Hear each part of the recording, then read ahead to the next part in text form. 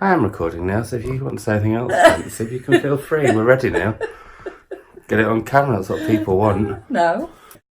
Hi everyone and welcome to my channel. I'm Simon of Savage Reads and today I am back with my mum again and we're going to be doing a Reading Horizon, so what we have read, what we are reading and what we're going to read next, and also a bit of a catch up. I think some of the books we're talking about will cause a catch up about the Women's Prize project that we're doing, which is very exciting. Yes, they will. Mum was like, on what? Yeah, I know. What are you going to get? So ladies first, what have you just read? Lauren got really upset with me when I said that. She's like, no, I will make you go first. I'm an independent woman. Anyway, sorry, Mum. Mum's first. Call me a lady. Okay, so my first is... The last book you read? Happiness by Aminata Fauna, which I absolutely... Oh my God, I adored it. Hooray! So I started reading it because I went down to London for a few days and we saw foxes around, and I knew this book had something to do with urban foxes, so I thought, oh, it'd be quite nice to read it while I'm in London. So I started it on the train on the way You also down. bought it in London. I did, yeah, with actually me. earlier in the year. Yeah, that's true. Made it all right with me then. So sometimes it's just nice to read a book that's set where you are. Yeah. But I just felt, oh my goodness, I don't know how somebody managed to cram so much into one book. Well, for people who haven't, I have mentioned this on the channel a lot. In fact, it was one of my favourite books of the year so far. Is one of my favourite books of the year so far. I'll link that video down below, and all the books that we mentioned will be linked down below as well. But it's about two strangers who bump into each other, basically. Literally. Yeah, and one has come from America because she's studying urban foxes, and the other has come from Ghana. Ghana, yeah. And he's going to deliver a lecture, and it's sort of his second home, and he knows all of the staff that work at his hotel, and it's how when his great nephew goes missing, they sort of use the network of all these people they know, and again, all outsiders from London. All outsiders to the UK who've moved to London. That's what I loved about it. It's all about territories and about... It's the immigrant sort of network and the way immigrants are viewed by society and the fact that they're almost invisible. But it's also seen as predatory, because the whole thing that she's doing the whole way through is saying, look at how amazing these people are and what they do for us all the time. But then at the same time, she's comparing to these foxes and these parakeets that are seen as like invaders. Yes, she is. And the locations are beautiful. So there's quite a lot that takes place in one of the London cemeteries. It begins with N and I can't remember the name of it. But also some of the story is set in Massachusetts as well, where she originates, and it's about the coyotes and the wolves there. And I don't know if have you read Prodigal Summer by Barbara Kingsolver? No, I've not read any Barbara Kingsolver. Okay, so it kind of reminded me of that book in some ways, but it's also it's the psychology as well that's really interesting. So, you know, this whole thing about what happiness is and how we are perhaps damaging people in Western society by giving them labels of things like PTSD and those sorts of things, and actually that suffering can lead to tremendous happiness because you have a different attitude to life. I just thought that, you know, it's a very rich... You can see I really liked it. Yeah, it's one of my favourites. I'd not read her before, and I knew that you loved her because of The Memory of Love. Yeah. And then now I really want to read The Hired Man, which I think is about a man who works with wolves. And I just think the way she seems to write about nature, at the beginning. Possibly. So I've got it up there from the library, because libraries are very good. So I want to read more of it. I also really want to read her memoir. Right. Yes. I mean, I felt like I'd read 5 books. Yeah, you come away and you feel like you've taken... How can you... And not to spoil it, I love what she does at the end. Yes. Because it's not what people... Well, in order for me just saying, it's not what people expect, people are like that, so I'm really giving it away. Anyway, there's that one. So that's what Mum's read. What are you reading? So this is the one that I've just read. So this is When I Lived in Modern Times by Linda Grant, who I've mentioned quite a lot on this channel, I think, in the last few years. And this is set in 1946, and it's about, I'm going to forget her name, Evelyn Surt. I always feel like I always want to make sure I say somebody's surname if it's mentioned in a book. Oh, okay. I don't know why that is. I think it's because I call people by their names, full names in general. Right. Like I will talk like my mate Annie. I'm like, Annie to Starkey. differentiate between one Annie and another. And it's about Evelyn, who goes from Soho over to Tel Aviv, and it's how she becomes embroiled. I don't want to give too much away because you've not read it yet, and we will be reading these because, well, I have read it, but you'll be reading this because this is one of the Women's Prize winners. I think it was the fourth or fifth winner of the Women's Prize. I'm now reading them slightly out of order because I'm trying to read them by whim as much as I can before me and Mum do our video of the first 6 at the end of next month. Possibly October. I need to get reading. So anyway, yeah, so she goes over to start a new life basically, and she meets a love interest and becomes, she creates a whole new identity for herself because she can, because it's this new city and where nobody knows her. And it's very much about the Jewish way of life as well. And then she falls to this man and she gets embroiled in something quite dark. And that's all I'm going to say. Oh. But I think Linda Grant is fascinating. Well, I don't just think she's a fascinating lady, but her characters are always really fascinating. And one thing that I love... Have you read any Linda Grant yet? No, not yet. I bought one, didn't I? And I haven't read it yet. Because I think she writes atmosphere and place and characters absolutely brilliantly. Like, you really feel like these are fully formed humans and you're really invested in them. But also I love, and I love this with any author, that they can be really flawed. And I really like that because it's, you know, anyway. And also there's a question possibly about how reliable a narrator Evelyn might be, because don't forget she's trying to invent this version of herself. So yeah, really recommend it. And I love this old cover. They've got a new one that's a bit more beige, but I really like this one because it's really bright and colourful. So that's a smaller side. So I think I've now read 3 of the first 6. Yes, I've still got 3 to go in a month. I'm not sure how many I've read, actually. I need to have a check. Oh, Lord. Right. I didn't realise we were reading them in chronological Yes, order, so I've got a bit AWOL. Mum went off on a trip down the Lacuna, I did. which I'd returned to the library because I was like, I don't think I need to read that till January. And I spoke to her, I was like, Mum, what are you reading at the moment? She's like, the Lacuna. I was like, shouldn't you be reading Helen Dunmore? Anyway. Well, I will be, shortly. What are you currently reading? So currently I am reading a book called Gamble by Don't cover your face up, Mother. Sorry. People want to see it. Kerry Hadley-Pryce. Why would they want to see my face? And so having sort of been down to London, I then wanted to read something a bit more local. So this is actually... So I live and work on the West Midlands Fringe. She's not giving out addresses. No, I'm not giving out addresses. And this book is set in Stourbridge. And it's interesting because It's Gamble by Kerry Hadley-Pryce, we should say. I did say that. I'm sure I said that. Pretty sure I did. I got a full-on mum there. I did say that. Would you just keep up? It just oozes darkness. Stourbridge is not somewhere I associate with dark, creepy things. No, and the canal is a really big presence in this story, as are some of the buildings. And it's narrated by a middle-aged man, or at least you're seeing inside his head. It's his perspective. He's not actually narrating it.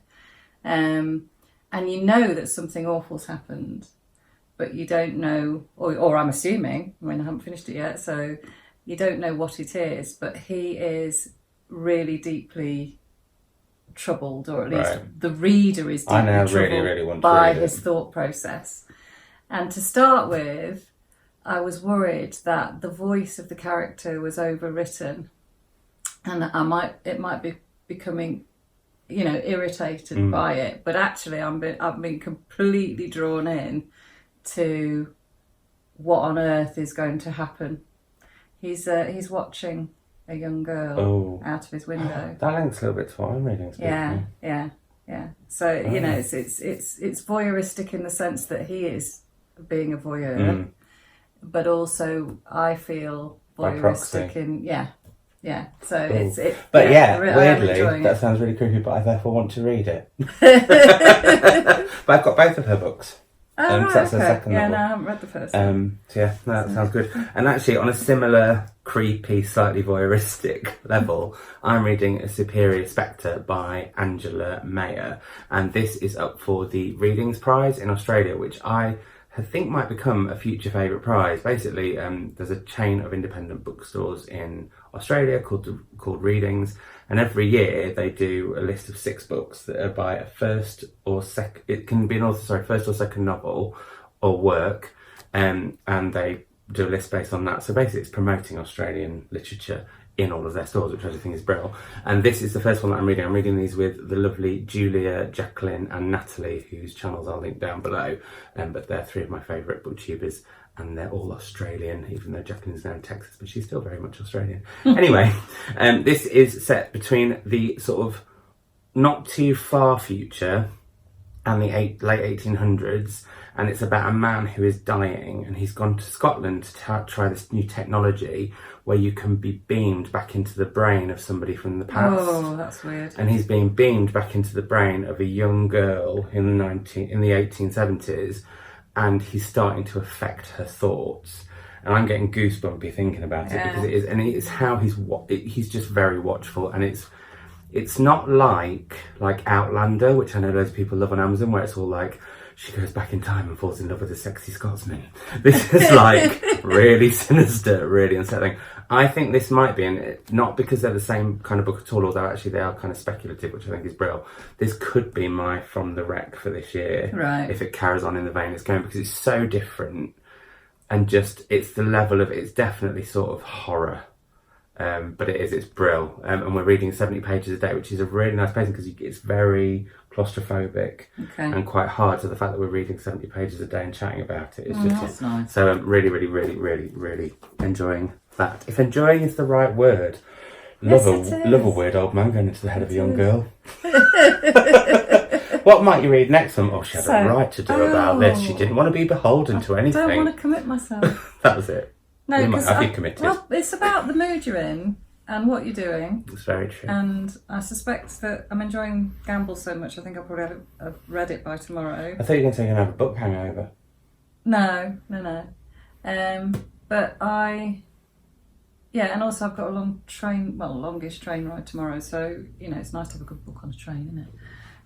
But I think I'm going to read A Crime in the Neighbourhood by Suzanne Byrne. The second winner of the Women's Prize. Because, I've got to get these 6 books read.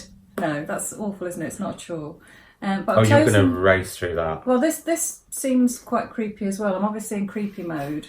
And or we're city just mode. Related. Well, maybe. But also it's set in 1972, and the background to it, the backdrop to it, I think, is the Nixon... Watergate scandal. The Watergate scandal. And that's probably the first political scandal that I actually remember in my lifetime. Big, I remember it being on the front of the papers and on the news. So I think that, I've sort of chosen it for the 70s angle as much as anything. It's so good though. I want to travel back in time, you see. Well, you like Celeste Ng, don't you? Yeah, I do. I think it's Celeste Ng meets Joanna Cannon meets Ann Tyler. It's quite a statement that I've just come out with, because I've not long read it recently, and I'll be talking about it in my next wrap up. But it's very much about a young girl who, it's the summer of 72. She is 10. Her life changes hugely because of her parents, but also there's been a murder in the neighbourhood, and the way that she copes with it is to start noting down all the things that she thinks are going on. And so she's basically got this almost witness book. So she's watching everyone's small little details, because she's breaking her ankle and she's stuck there. And I just think it's very, very, very, very, very well done. And it made me want to read everything Suzanne Byrne. I've really so far, bar The Blip with Anne Michaels, which we won't speak of yet, because I will conquer that book. But it does feel like, very much for a small book, I do feel like I've got to conquer it. Reading Helen Dunmore and then reading that, it's just reminding me I want to read a lot more books from the past. I feel like I'm very forward or You've current. always done that, haven't you? You've never really been one for, apart from Sherlock Holmes and Wilkie Collins. Oh yeah. But what I mean is that it's sort of authors that I really like, who they've got a load of back catalogue, and also authors who I love who've got a back catalogue. And I think I'm sometimes a little bit too focused. That said, I am thinking about what I'm reading for 2020 soon, so I'm just a huge big, what's the word? Not dichotomy. Contrarian.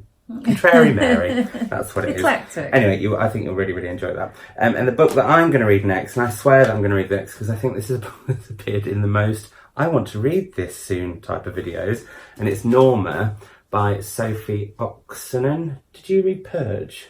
No. Oh, you'd like Not it. read that one. Purge was her first novel, and that was a kind of literary crime thriller with a real human horror story in terms of trafficking, but kind of done in this sort of, I can't quite describe it, but it's set in Estonia. Anyway, it's Women in Translation Month at the moment. She is from Estonia, and this is her third book. And the one reason I've wanted to read this for ages is because it's got a kind of Rapunzel link, and Rapunzel is my favourite fairy story. Yeah. But this is about a woman whose hair can change or give off feelings to her that when somebody isn't telling the truth or something's wrong. And it appears that her mother has recently committed suicide, and at her funeral, when some of the guests turn up, her hair starts to tell her it wasn't suicide. So she then goes to look into what's happened to her mother, and at the same time also having this riff on Rapunzel. So yeah, and how beautiful is that cover? Lovely, the American cover. I had to have this shipped over, especially because I'm such a child. I was like, I want that one. So yes, I'm really looking forward to getting to this. And like I said, because it is Women in Translation Month, I have not done very well at reading that many women in translation this month. So and this is a book that I think I've said for about 3 years, almost once a quarter. I'm going to read that soon, but I really will pick it up next. So I'm very excited about that. So yeah, look, it's got deckled edges. Oh. I love a deckled edge. Absolutely love a deckled edge. Anyway, on that note, thanks for coming back on, Mum. Thanks for having me. She will have done, by the time this goes live, an Instagram live. I mean, wild. I don't even know what that is. We haven't done it yet, but she will have done it, and hopefully I'll have worked out how to save it on my Instagram feed. So you'll be able to go and look at that if you want to. I'll link that down below too. But until next time, when we'll be talking about the first 6 Women Prize winners. We will, if we can read them. At the end of September or beginning of October, that's when we'll aim to do it, because we are due to see each other definitely at the beginning of October. Yeah. Thanks, Mum. It's a pleasure, thank you. And I'll speak to you all soon. Bye. Bye. Need to trim my beard. I'm also wearing black. I don't wear black on this channel anymore. Stop fussing. First at life, both into a funeral. I'm not wearing black, I'm wearing books. Right. Okay. I feel like I've been to a funeral having had an hour with you. Interested.